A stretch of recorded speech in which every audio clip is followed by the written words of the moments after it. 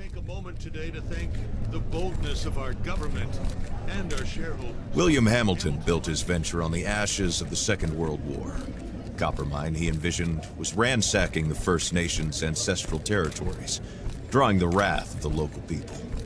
It definitely took nerves of steel to stay the course, despite all this hostility. Before long, in the face of William Hamilton's cold and uncompromising stance, the petitions and peaceful protests turned into sabotage, vandalism, and other criminal acts. The industrialist's private properties also encountered the wrath of the demonstrations. Carl Faubert, a veteran of the Korean War, was hired from Montreal as a private detective to shed some light on this whole thing. But at the end of his long journey to northern Quebec, the detective did not only encounter property damage, he also came face to face with the corpse of William Hamilton. The strangeness only kept building throughout the investigation. A powerful, unseasonable blizzard hit the region. Bodies frozen in unbreakable ice appeared. The local fauna began to act strangely and aggressively. Carl Faubert began to doubt his own sanity. The detective felt the weight of a gaze, as if he were at the mercy of a powerful, feral creature waiting for the right moment to attack. Carl's fear was taking over, overpowering his reason. He was giving in to delirium. In that instant, he thought that the dark waters of the lake might shield him from the shapes that pursued him. From there, he had a renewed hope in civilization, or whatever was left of it.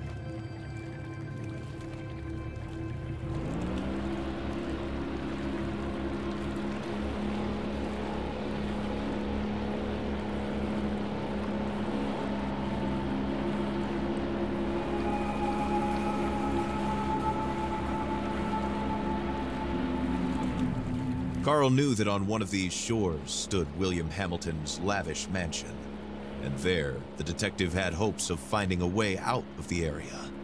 A phone, a truck, who knows? Under the luxurious paneling and damask carpets, he might be able to find answers to his questions.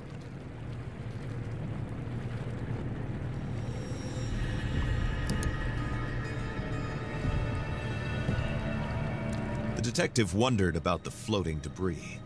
Had it drifted out from the shore, or had it been abandoned there in the middle of nowhere?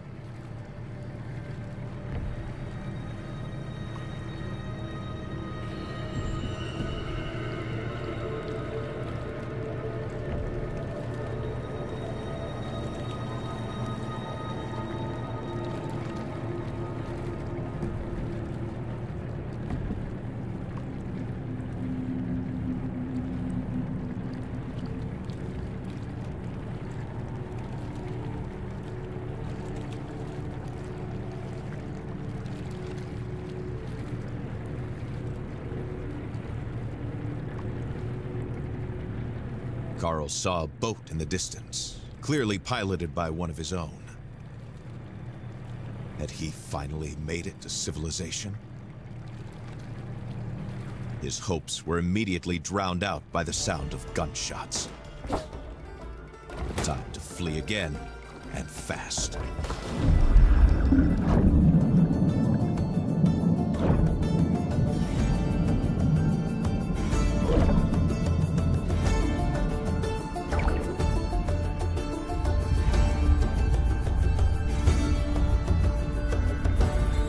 Carl swam without a thought, yet each stroke was desperate. The icy water and his wounds made him feel weaker and weaker. He had to get to shore.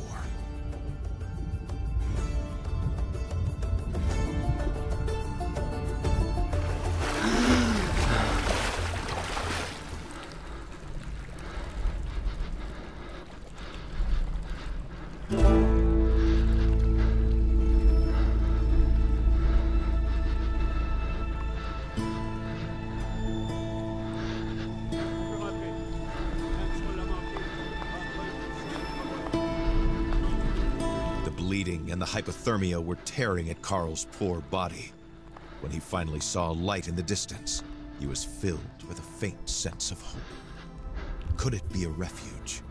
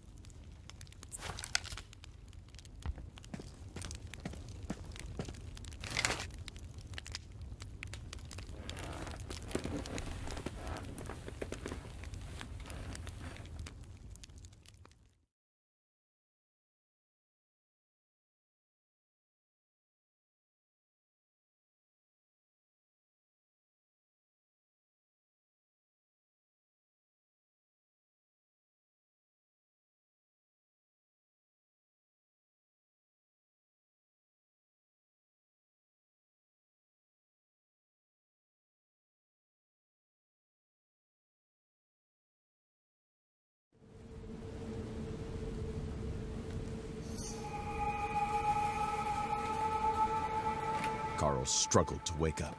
His makeshift bandages offered him little time. If he wanted to find the truth, he had to get to Hamilton Manor without delay.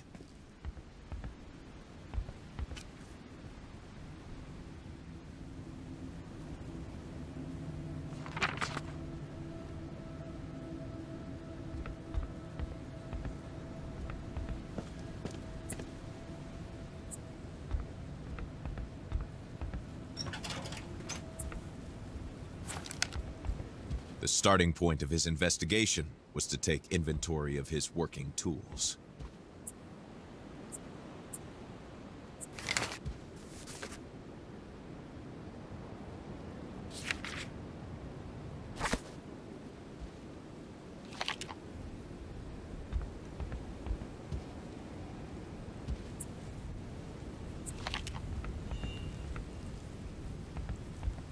There was something the detective found charming about the mechanism of the instant cameras.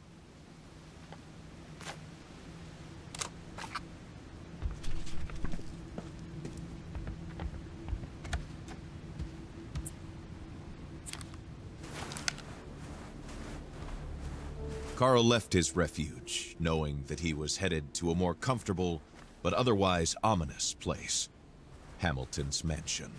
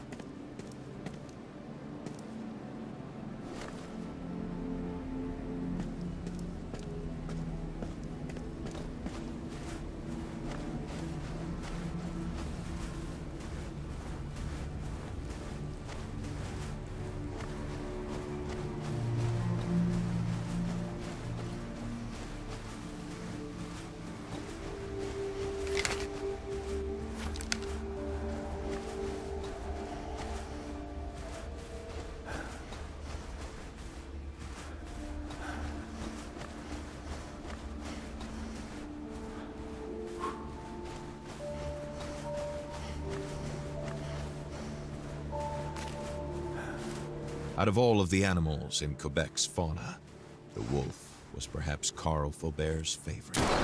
Its nobility and beauty were matched only by its ferocity and intelligence.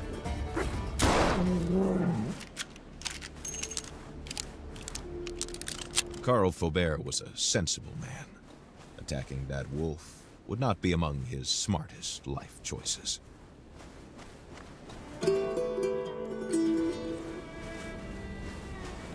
These stones came from a long time past, from a local people who had an organic relationship with these lands.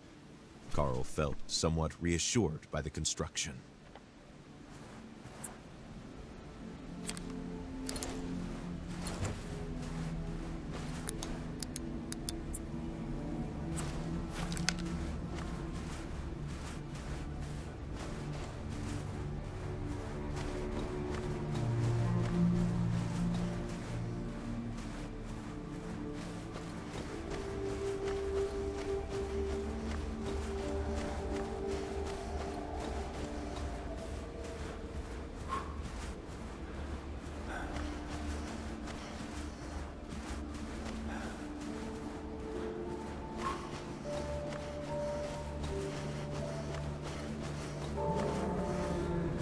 Black bears were by nature peaceful creatures. At least they were most of the time. Under threat, however, this large, cuddly-looking animal could turn into a frighteningly efficient killing machine.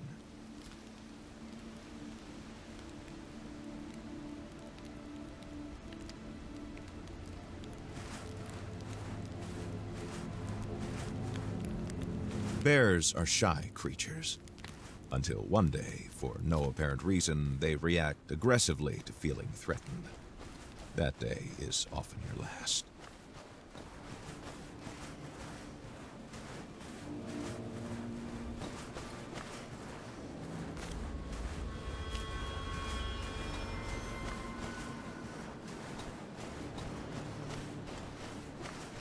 Carl tried to put the horror into perspective. Accidents happen. And in the inhospitable far north, it happens more often than not. Nevertheless, a feeling of déjà vu stayed with him, as if the carnage was not over.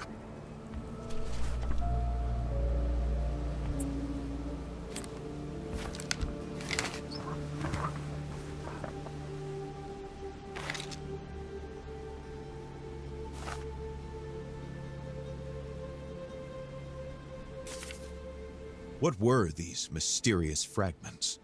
And why was there a warning about the Brume? This letter raised more questions than it answered for the detective.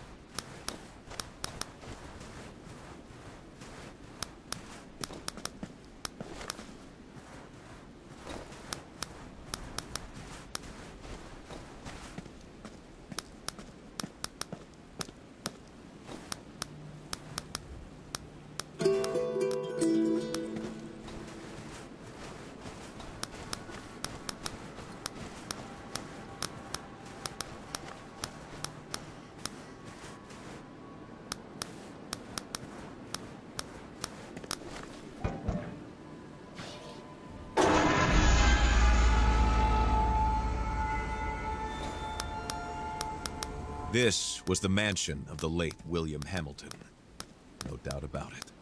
There was no other rich industrialist in the area to have a sumptuous mansion built in the middle of nowhere.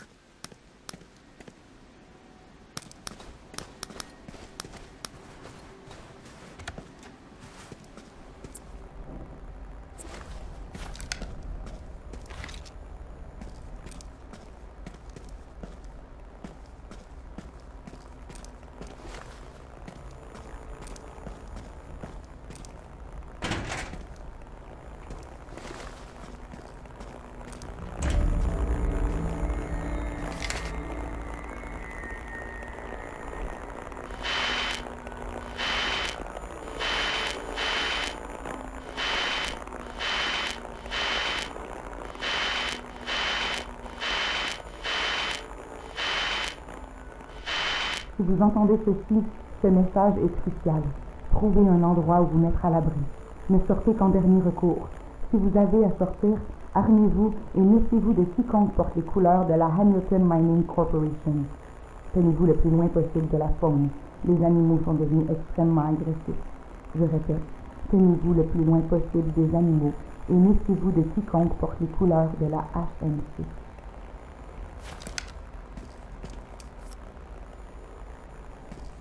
Si vous entendez ceci, ce message est crucial. Trouvez un endroit où vous mettre à l'abri. Ne sortez qu'en dernier recours.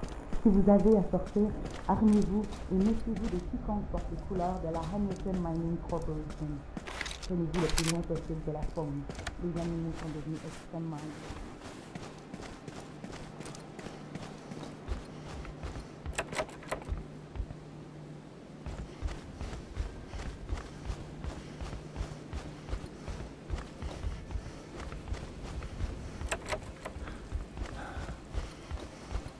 This letter, found in the cabin, mentioned a gazebo.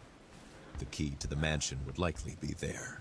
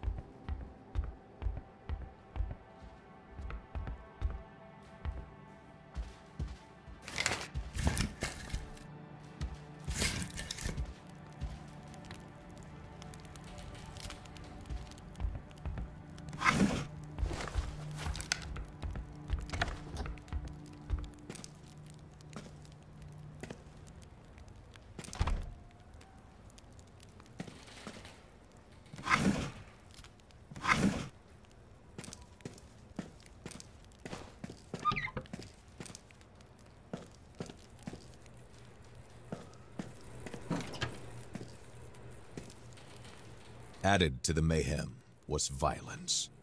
Carl understood that a tragedy had occurred here.